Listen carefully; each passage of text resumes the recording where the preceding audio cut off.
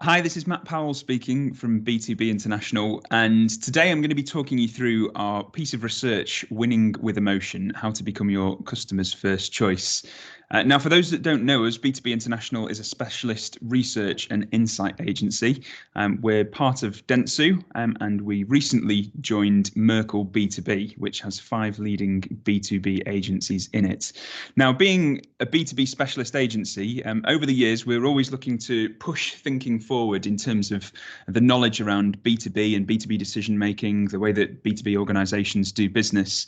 And this piece of research does exactly that. So I'm going to be talking you through the key findings from a survey of 2,000 B2B decision makers. Now, there's some really interesting insights that have come out of this, but one thing that we wanted to make sure is that we're giving some practical recommendations for B2B businesses as well. So as I go through this, I will pull these findings back to some really clear practical insights for companies. And those are based around these 3 main areas. So the first one is actions that B2B companies can take at 3 key stages of the buying journey. We'll also look at 4 key emotions at play in the final choice and how we can build connections with those. And then, of course, on the flip side of that, we'll look at the 3 things that destroy the emotional connection. So these are things that we should avoid at all costs. One thing I should mention as well is that the 2,000 B2B decision makers, this was a multi-country study, so spread across a number of countries. Now, when we think of emotions, one thing it's important to mention is that emotions aren't always irrational. What do we think of when we think of emotion? We often think of the extremes of extreme joy or extreme sadness, or the frustration and fury of being kept on hold when speaking to customer services or being passed from department to department. And we're not talking about this irrational emotion here. As part of this research, we're more talking about the deeper connection. So less about things like surprise, sadness, or humor that we think of as these personal emotions, and more around the professional emotions, confidence, optimism, trust. So we just want to make sure that we're not confusing here the influence of emotion with feeling emotional. Now, with all of this in mind, we're going to take a look at the factors that impact the B2B path to purchase. Now, one thing that's really interesting, when we asked our respondents what's really important to you from working with a B2B business, 95% of B2B decision makers said that feeling a connection to a brand is important to them. 95%, which emphasizes the importance of connection with a brand in choosing a B2B company. Now, thinking of rational and emotional factors, one thing that we want to emphasize as well is that we're not saying completely ignore the rational factors here in decision making. In fact, they're not mutually exclusive. They are intrinsically linked. The research doesn't say we should ignore those rational factors. In fact, they're really the foundation of building that emotional connection. So when we think of rational factors, we think of things like product features, the price that we present, the people within the organization, or what we say and what we do. It's more about how we deliver these that builds that emotional connection. So how we display our product features, or how we communicate value and price, the way in which our people act, the way in what we say and what we do. These are the kind of things that build trust, security, excitement, desire. It really is our rational factors that determine the emotional connection that people have with our organization. So with this in mind, how can we use the rational to influence and build the emotional? Well, 3 examples here. It could be through our branding and messaging, how we communicate our products, our features, what we stand for in the world. Our value proposition, so how we align our rational factors to the needs of our target market can build that emotional connection. And of course, our customer experience, the effort that customers have to expend in doing business with us, the consistency of that experience, all of these rational factors build that emotional connection. So it's worth us bearing that in mind as we go through the next few slides. Now, for this piece of research, we wanted to understand the different factors that are at play at different in the path to purchase. So we had a few different stages where we measured the levels of influence of different factors. And the first one was initial research. So when people are doing their initial research of different providers that they want to look at. Then we move on to establishing the consideration set. So whittling down the suppliers into a consideration set. Then there's those that they go to for a formal quote. And then finally, we've got the final buying decision. Now, in our analysis, we've looked at the different factors that move companies from each of these stages onto the next. So the first one we've got is qualifying for the race, moving from initial research to consideration set. Then we've got jostling position as we move to the formal quote. And then we've got becoming first choice. So the things that enable us to become the first choice. And what we're going to look at now are the different factors that are at play at each of those three bridges from one stage to the next. So first of all, we'll look at qualifying for the race. What are the key things that are at play at this stage? One thing that the research showed is there were four main things that companies need to focus on at this particular stage. The first thing is making the brand visible and memorable. And one thing that's really important here is the omni-channel experience. So getting the brand building basics right first in terms of communicating what the brand stands for, but then making sure we're visible across all channels. So not just at field sales force communicating what the brand stands for, or the website, or adverts in trade press. It's got to be everywhere, because when people go out and do their research, they are looking at a range of different channels. And what's really important is there's got to be consistency of that brand across these different channels. The second one is building an emotional connection between the buyer and the brand. One thing that's really important here is making the buyer feel confident, creating a sense of trust, helping them feel optimistic. And we'll look at this in a bit more detail as we go through this presentation. Then focusing on customer experience and building a seamless position across B2B and B2C. So customer experience is really important, particularly with the fourth point here in mind of positive word of mouth, because customer experience helps generate positive word of mouth. But this is something that was really important at this particular stage. And one thing that's really interesting is that 26% of decision makers rely on their experiences as consumers when choosing a supplier. And having an incumbent was a primary or secondary driver of choice for 38%. So if you're not delivering a great experience, it's going to stop people from progressing down this path to purchase, even at the first hurdle. And then creating positive word of mouth. Building this consideration set is 48% is based on recommendation.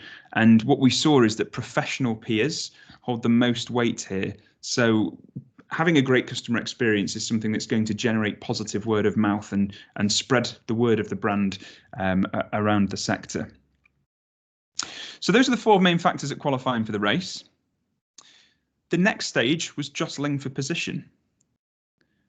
And there was three key learnings here. So the first one is strengthening the thought leadership position. Now, 40% of enterprise decision makers considered a supplier based on its thought leadership content.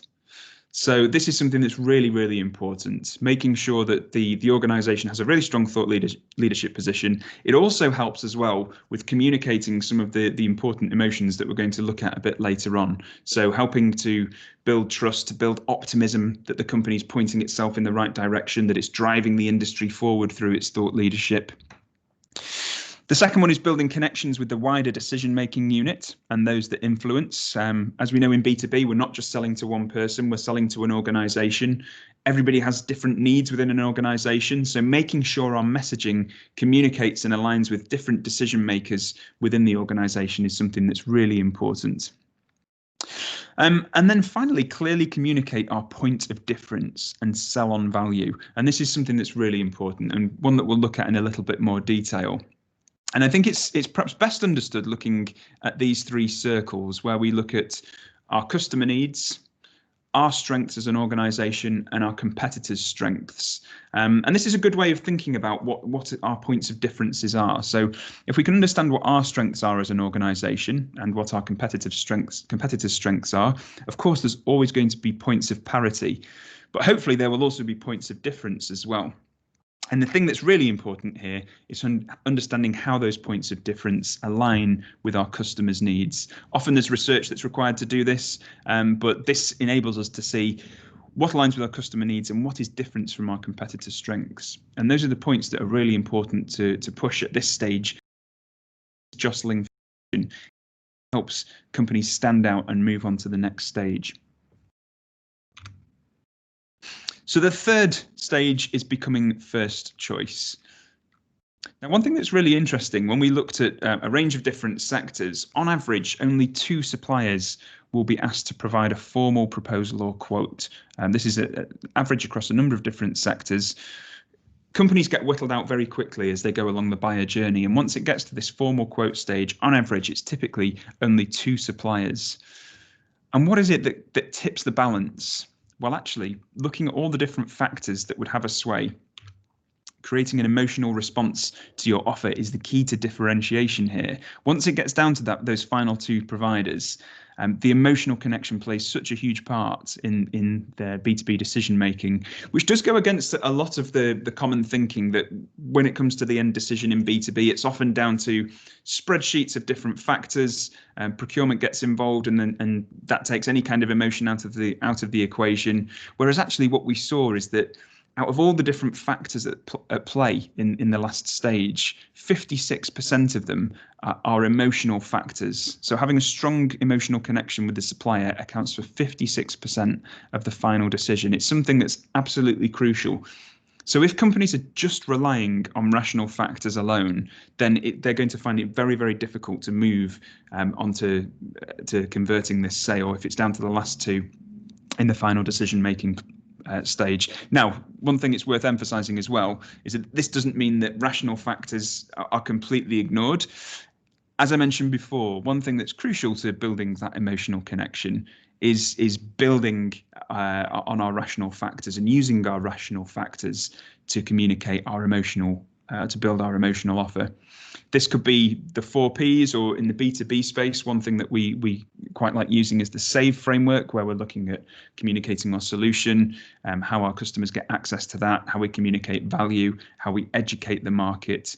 These are the things that can help us to build our emotional connection. And revisiting these is often something that's always a sensible thing to do for any organization. Now, when we looked at what the 4 key emotional factors are that drive choice at this stage, there was 4 clear winners. And these were trust in the supplier's credibility, confidence in the supplier's ability to deliver, optimism about what they could do for the buyer's organization, and pride in prospecting or partnering with the particular supplier. So these were the 4 emotional factors that had the biggest impact when it comes to the last 2 providers. These are the 4 things that if any B2B business wants to focus on building an emotional connection, these are the 4 things to focus on. And what I'm going to do over the next few slides is pull out some further insights around each 4 of these as to what companies can do to build that connection. So first of all, we've got trust, and this is driven by reliability, expertise, and ease of business. So first of all, we need to be perceived to be reliable. Companies need to know that we will deliver on what we say we're going to do. We need to show expertise. You can see how this starts to link in with thought leadership in terms of driving the industry forward through new thinking, but also the expertise of our people as well, having intelligent conversations with our prospective customers. And then providing a seamless customer experience. This is something else that helps build trust. And you can understand why, because if somebody speaks to someone in the sales team and then goes online, or speaks to someone in customer service and has 3 very, very different experiences, it doesn't build any kind of credibility. In fact, it destroys it. It undermines our brand promise.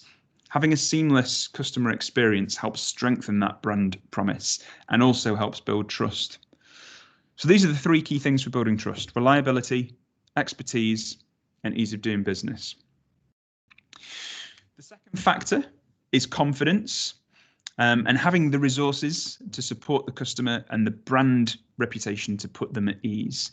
And of course, there's the old story, the old adage, nobody got fired for buying IBM. And of course, this is all based on risk aversion, people making decisions because they think, well, this is the least risky option to take. Of course, we want to turn that around, and we don't want it to be people making decisions based on reducing fear. In fact, we want to make the customer the hero. We want them to feel completely confident in doing business with us.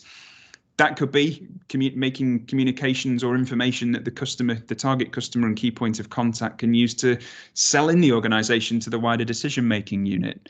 But making the customer the hero within the business is something that can be absolutely key in building confidence.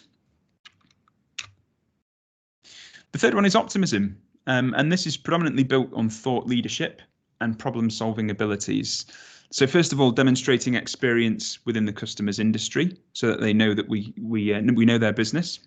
Show an understanding of the customer's business, their issues, their challenges. So not just going with a rigid sales approach or communicating our product benefits to an organization that doesn't align with their needs, but really tailoring things to their challenges, their issues. And then building a strong thought leadership position. This helps build optimism because, as I've said before, it's seen as driving the industry forward, that we're developing new thought leadership, new thinking, always developing our offering so that customers know we're not going to be resting on our laurels.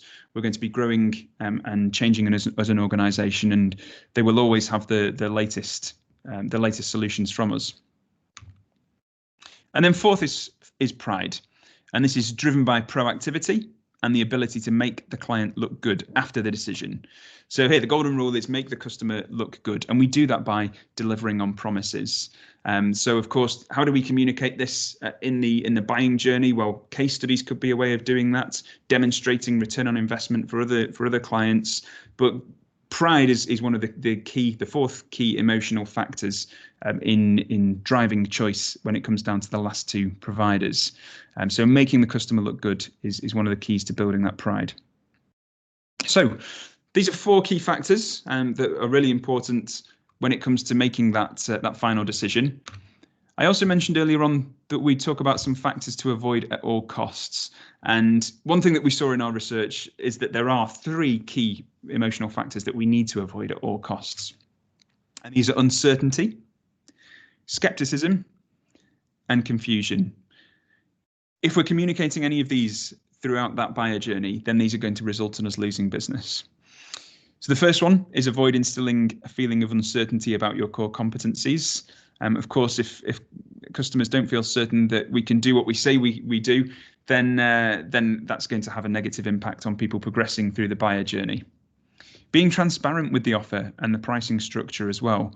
And of course, we're not going to open up all of our pricing and costing sheets for customers, and customers wouldn't expect that, but it's more about being transparent with the offer so that customers don't feel that there's any sort of smoke and mirrors going on.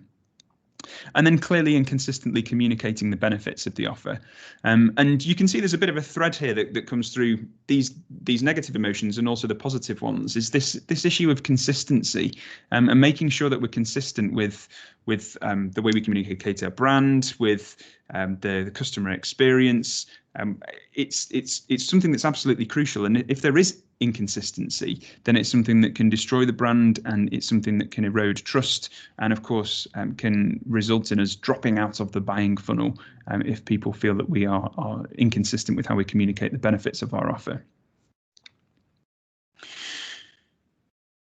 So we've whizzed through the key findings of this study there, and as I said, hopefully there's some practical tips there for B2B businesses, but let's just recap on the three main things that we've talked through and those practical tips. So the first one was the actions that B2B companies can take at those three key stages of the buying journey. So we had qualifying for the race, and what was important here was making the brand visible and memorable. There was building that emotional connection between buyer and brand, and there was delivering this seamless experience. Then we looked at jostling for position. So one thing that was key here was strengthening the thought leadership position, clearly communicating the point of difference and selling on value. And that's when we looked at those three circles. And then building connections with the wider decision-making unit. And then finally, on becoming first choice, when it's down to those last two providers, the key here was creating an emotional connection to your offer. And again, speaking about how the rational factors can be communicated to build that emotional connection. With that in mind, there were the four key emotions at play in the final choice. So build a deeper emotional connection through trust, confidence, optimism, and pride. And then we've just looked at the 3 things to avoid that can destroy the emotional connection. And this is uncertainty, skepticism, and confusion.